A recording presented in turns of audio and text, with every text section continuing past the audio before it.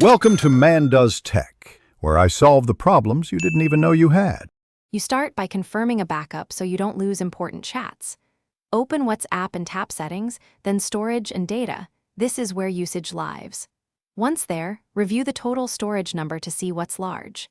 Make sure your device has at least 10% free space so deletes complete without errors. If you use Android, tap Manage Storage Now.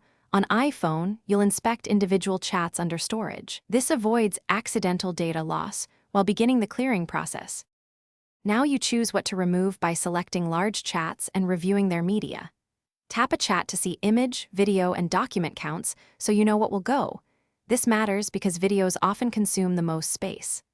Once you've reviewed, use the Select Messages or Select All option to pick only unwanted media, leave starred or important files.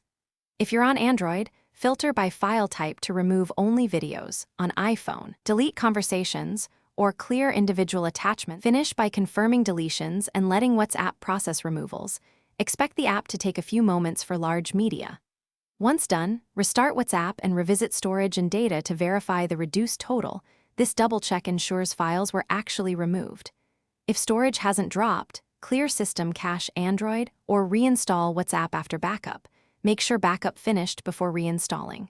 Troubleshooting tip: if media reappears, check cloud backups and disable automatic media download to prevent immediate redownload. Thanks for watching.